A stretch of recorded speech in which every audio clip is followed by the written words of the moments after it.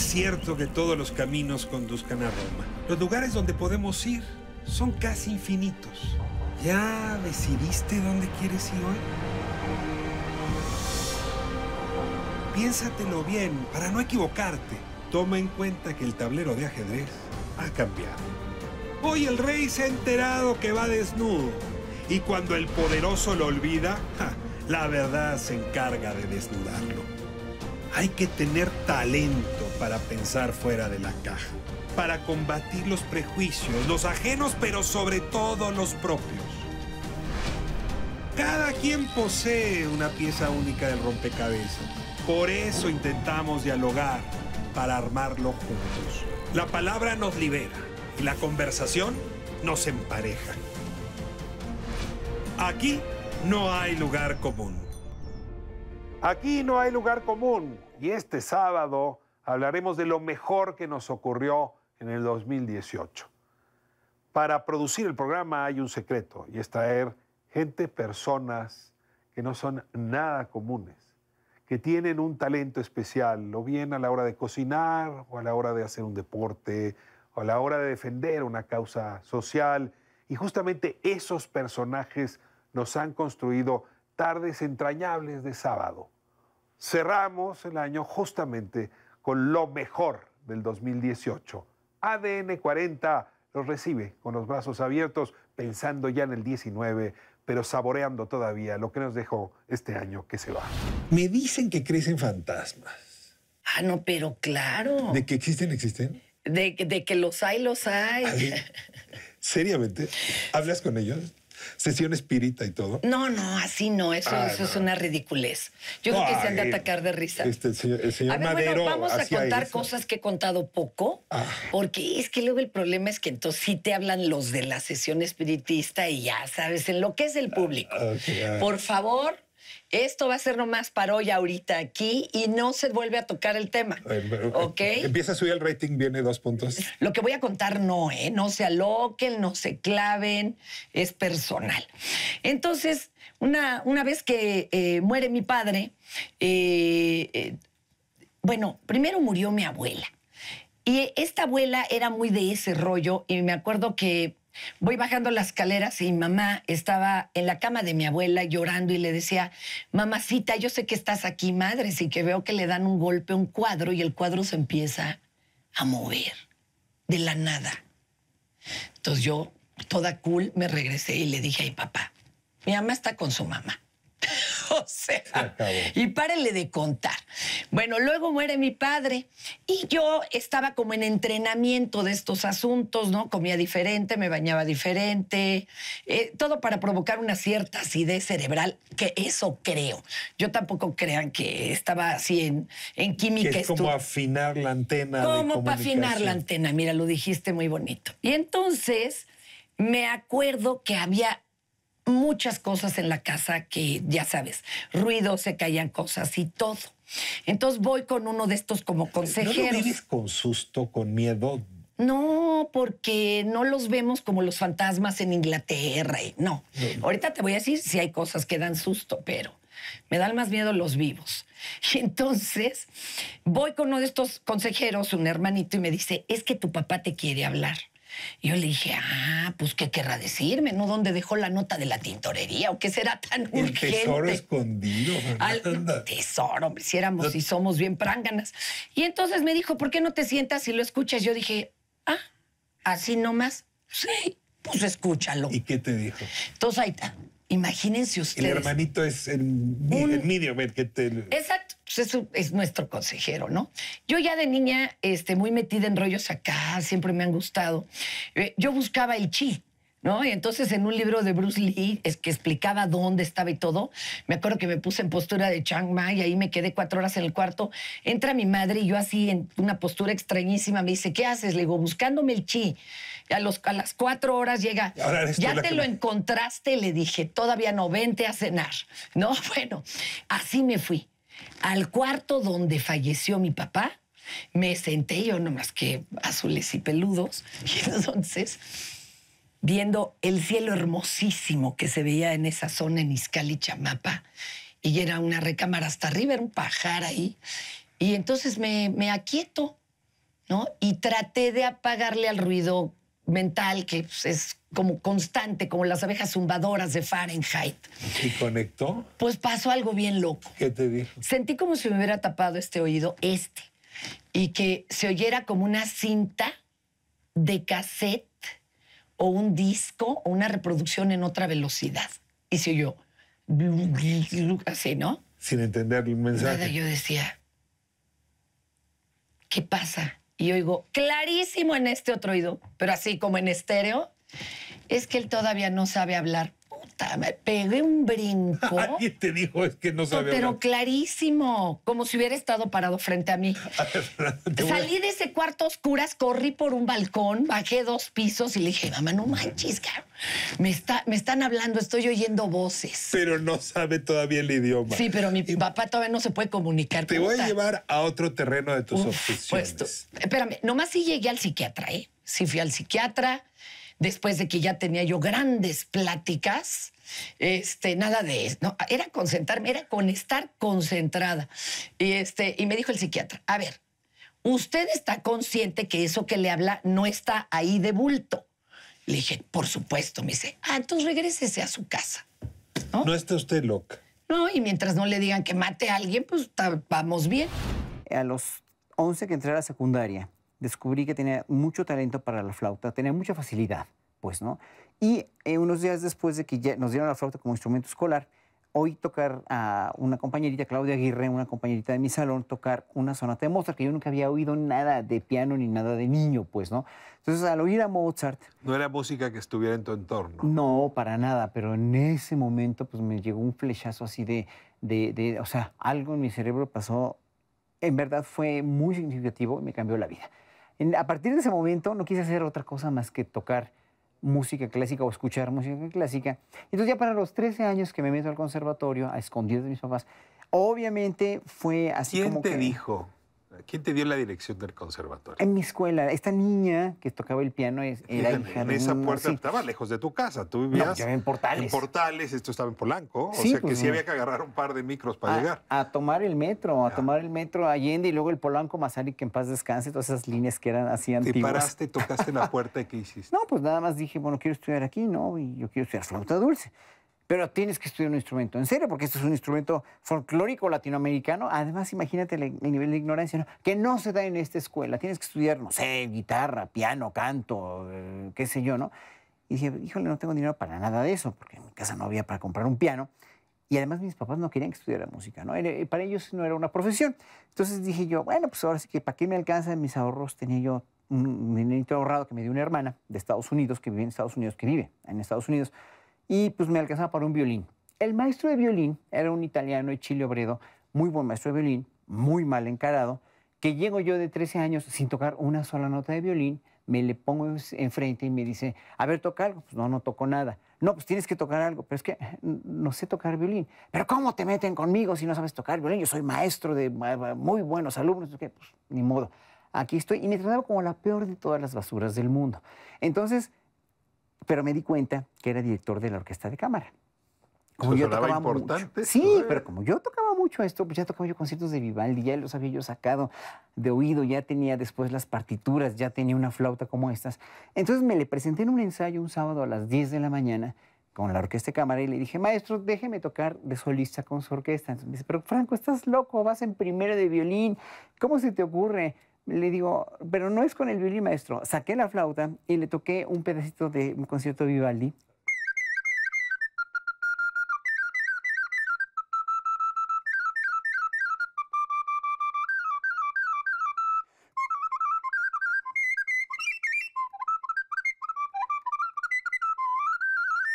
Etcétera, etcétera. Y ¿Qué bueno, dijo? pues No. nada, pues se quedó de A6, no se No quedó tenía como idea de... de... Se quedó como de A6 y me dice, pero ¿por qué no me habías dicho que tocabas también la flauta?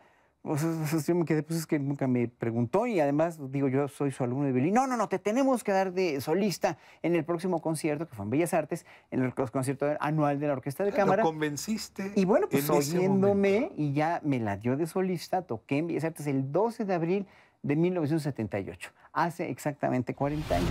La idea de la máscara remite a aquella historia de la Biblia de Sansón. si se le cortaba, cuando Dalila le corta el pelo a Sansón, Sansón pierde la fuerza. Si a un luchador le quitan la máscara, pierde la fuerza, virilidad, popularidad, todo. Sí, sí. Es un momento Es similar a pavoroso. Sansón. Sí, sí, sí. Entonces mucha gente cuando le quitan la máscara se viene hacia abajo, ¿no? O sea, su rostro ya lo transmite, o sea, porque la máscara es un escudo, ¿no? ¿Cómo se siente quitarle la máscara a alguien? Pues es una cosa, una sensación maravillosa, ¿no? En ese momento... A pesar de la debacle que le viene a ese luchador. En ese momento no se siente, nomás siente el triunfo. Yo gané la sensación, no perdí.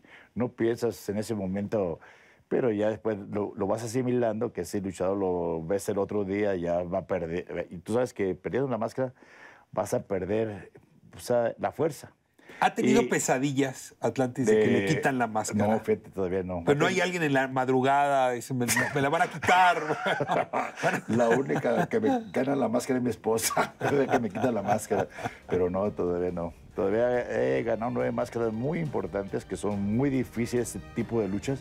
Son muy complicadas, son luchas, porque la lucha de máscara contra máscara, un luchador enmascarado, la lucha más importante de tu vida y como luchador profesional, ¿no? Porque el día que la pierdes, se te viene todo hacia abajo, ¿no? Vamos a corte y regresamos. Seguimos en No hay lugar común. Aquí no hay lugar común. Continuamos con lo mejor del 2018. Disfrútenlo. Arranco con un tema, sobre todo para alguien de nuestra generación, un poco más jóvenes, es complicado explicar. Hoy, si un joven quiere ser chef, puede decir, yo quiero ser como Enrique Olvera, ¿no? Y entonces ya hay un rol, ¿no?, sobre el cual uno puede inspirarse y a lo mejor hasta un día sobrepasar o ganar éxito sobre ese rol. Pero no es el caso cuando Enrique Olvera era niño. Como quién quería ser, a quién veía, decía, de grande a esta persona me quiero parecer. Bueno, siempre como en el mundo de la cocina habían estos ídolos, ¿no? En mi caso me acuerdo mucho de programas de televisión de Paulino Cruz y de Mónica Patiño, ¿no? Y dos personajes que después se convirtieron en amigos y que admiro a ambos no solamente por ser muy buenos cocineros y por haber abierto la brecha, sino también porque son grandes personas, ¿no? Entonces yo creo que sí existían, quizás no era la cocina tan mediática, yo creo que ese es el gran cambio. La cocina estaba en un nicho muy específico, no todas las revistas tenían un apartado de gastronomía, no era un tema en la agenda de los periódicos todos los viernes, ¿no? La sección de Buena Mesa hablaba mucho más de cómo hacer un pastel que de un chef remoto ahí en una población en España o en Valle de Bravo. Y yo creo que ese es el gran cambio. Cambió la reputación del oficio, digamos, en estos años. Ganó reputación el oficio de cocinero. Sí, yo creo que tiene ahora una potencia que antes no tenía. Yo me acuerdo muchísimo cuando abrí Pujol, una de las primeras días fui al banco y todavía traía mi filipina de cocinero puesto y la señora del cajero me dijo, oye, ¿cómo le quedan los tacos, no? O sea, como medio despectivamente. Y dije, bueno, pues... sí, bien, ¿no? Todo lo emocional también es un papel muy importante para que puedas llegar. Es la etapa más fuerte, ¿por qué? Porque es cuando te empiezas a subir a la plataforma los que quieren hacer plataforma. No, nadie te obliga, es si quieres te subes, si no quieres no te subes. En mi caso, a mí me gustó, yo me quise subir. Y esa es la etapa más difícil, porque para poderte subir a hacer un clavado de 10 metros tienes que hacer mucha preparación antes. Y esa preparación duele. La primera vez que te subes a 10 metros, si haces un clavado que caes de cabeza, tuviste mucha suerte, porque normalmente caes de panza o de espalda. Entonces, es un proceso muy complicado. Es casi caer sobre un cuerpo sólido, ¿no? Exactamente. Así es. Más adelante yo tuve un accidente en 3,5 vueltas de holandés, se llama el clavado. Es un clavado que en ese momento no hacían mujeres, solo lo hacían los hombres. Entonces, yo hice el clavado, pero no sé por qué en ese momento entrenamos tan temprano, porque clavados no se puede entrenar tan temprano, tienes que estar muy despierto porque es peligroso. Entonces salgo del clavado y caigo totalmente de panza.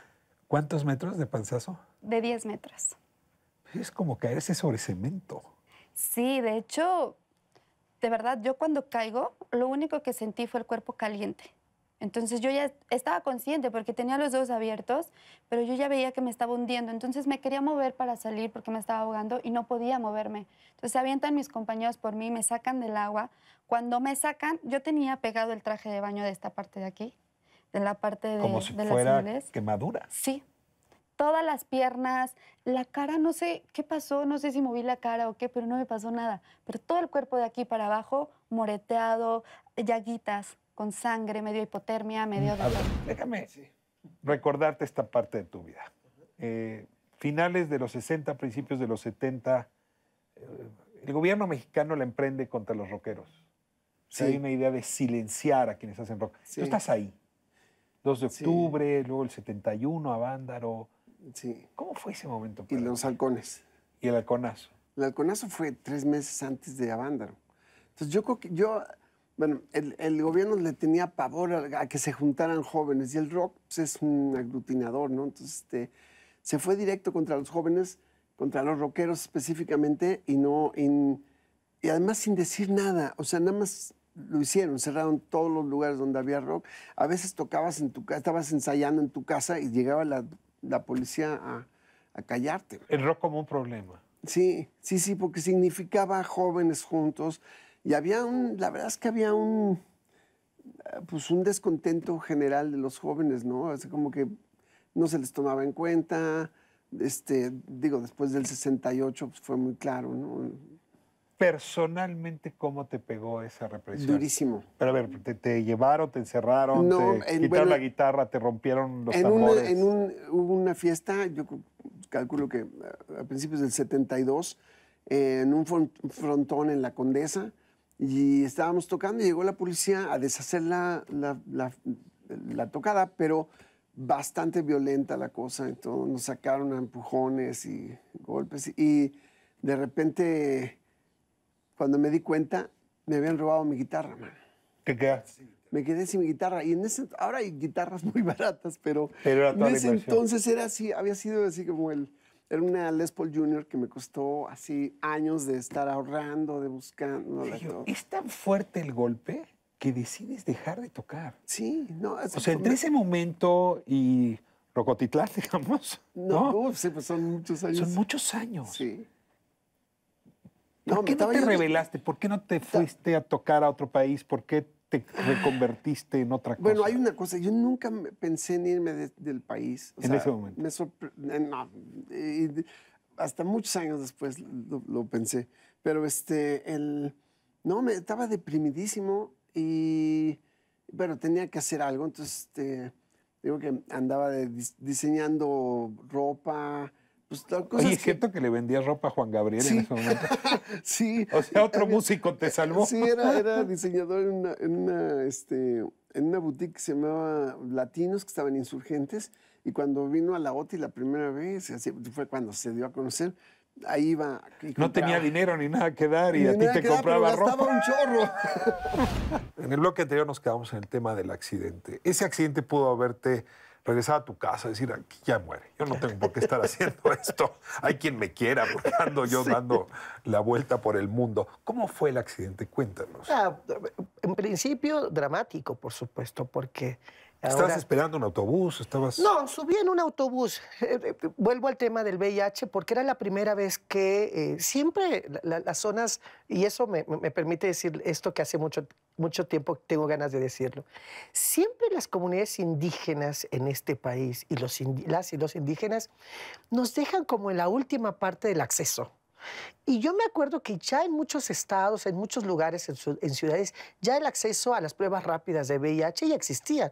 Pero apenas llegaba, en la época de un exgobernador de Oaxaca, me invitaron al acto protocolario para la presentación de eso, y sucede en la madrugada, y yo voy al acto protocolario, yo ya no llego, porque justo sucede este accidente. Dos momentos cruciales. Primero, para mí era, y eso me recuerda mucho lo que decía Denise Dresser, cuando preguntó en su libro cuándo me sentí poco preparada, ¿no? Y ahí realmente me sentí poco preparada porque la corporalidad se reconfiguraba, la vida. Ayer me hacían justamente una pregunta de si tenía capacidad para poder adiestrarme en el baño, en la vestimenta, en la vida cotidiana. Y la verdad es que te cambia un chip. Hay un cambio de chip en la cabeza. ¿Tardaste en perder el brazo o lo perdiste de inmediato? No, lo perdí de inmediato. Ahí supiste que sí. no había remedio. No había remedio y justo lo que sí era un problema enorme era el dolor que había causado en todo el hueso, los huesos Claro. del cuerpo. Entonces, una vez que desaparece el dolor, ahí tomé las riendas de... Entonces yo ordenándole al médico, usted hace aquí, usted limpia acá y usted le llama, no sé. Tomé las riendas y no dormí desde las 3 de la mañana que ocurrió eso hasta las 8 de la noche que me anestesiaron para hacer ya una cirugía. Relativamente rápido el servicio médico, lo cual nos permitió hacer intervenciones oportunas, pero sí tomé una decisión. Y cuando me metieron al quirófano, antes decía... Si hay manera de hacer algo, hágalo. Si no, mañana Amaranta no dejará de ser ella. Amaranta no es solamente un brazo, es mucho más que eso. Últimas preguntas. Lo primero que te venga a la cabeza. Palabra favorita. Hojarasca. Trabajo. ¿Quién más ama? Gracias a Dios. Pedo. Amor. Cambio. Casa, ahora. Derecho. Dios. La palabra que más detestas. Odio. Corrupción. Híjole, que más detesto las groserías. No. No. Tolerancia. ¿Por qué? Me gusta más el respeto, me gusta más la igualdad. Hipocresía. Las mentiras. El sonido que te gusta. Sí, el cello, pero sobre todo el silencio. Baja. La música. El del aceite caliente cuando toca la carne. Del mar. Me encantan los sones ismeños. Eso me remite mucho a mí.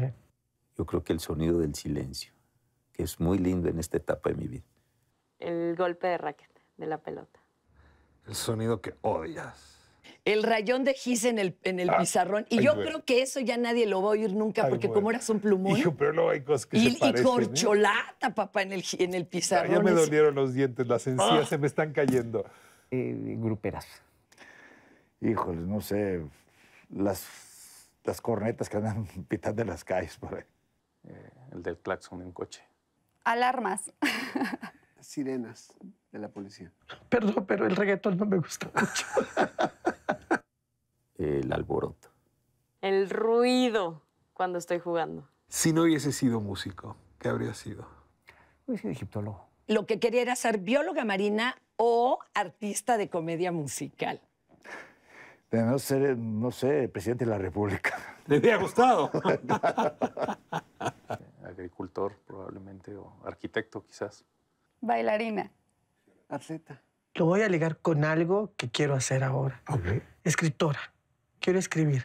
Estoy comenzando a escribir. Yo creo que médico. Médico. Pediatra. Me encantan los niños y desde chica algo tenía. Se me daba mucho lo de la memoria y le decía a mi mamá, si yo no hubiera sido raquetbolista o ingeniera, hubiera sido pediatra, desde luego. Un día vas a dejar este planeta. Y alguna fuerza superior o la tumba o lo que quieras te va a preguntar qué tal la hiciste. ¿Qué te gustaría que te dijeran? No, nomás bienvenida de regreso. Ya, bájele de Se acabó. blanquillos. ¿De qué? Relájese. Relájese. Bueno, Ya ¿de no se qué? pelee con todo. Lo hiciste lo mejor que pudiste. Nada más. Vas a vivir 2000 años con esa edad. Miren, Para seguir luchando, porque ese deporte me encanta. Porque si yo muero y vuelvo a encarnecer, quiero ser luchador, pero Atlantis, porque Atlantis es mi ídolo. Pues que no estuvo tan mal. Que me dijera la gente. Paola Espinosa, gracias por tanto cariño, por tanto amor. Gracias por enseñarme a ser auténtico. Fui coherente. De coherencia. Yo creo que a veces me preguntan, ¿pero en qué cabeza cabe? Es en esta.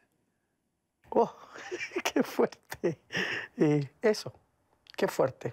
Pues a mí me gustaría que dijeran que vine a trabajar.